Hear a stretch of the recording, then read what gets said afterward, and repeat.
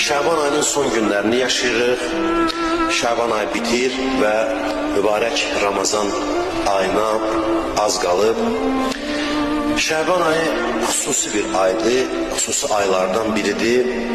Ülyaların bayramıdır Şaban ayı.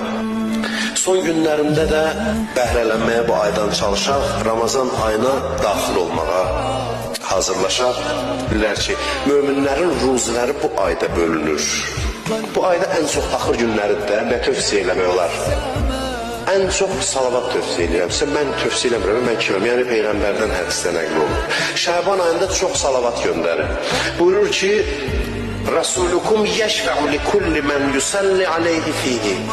Buyurur ki, Peyğəmbərimiz kim ki Ramazan ayında, Şaban ayında Peyğəmbərə salavat çox göndərir, Peyğəmbər onlara şəfaət edəcək. Salavat ümumiyyətlə üstəlik, salavat şəxsiyyət vəsiqəmizdir bizim. Salavat yəni biz bu ayları sevirik. Ona görə deyirlər, duadan qabaq salavat deyin, çünki Peyğəmbər və əhl-i beytini sevməyənin səsini eşitmək istəmir Allah. Bir əvvəl deyirəm ki, mən bu ailəni sevirəm.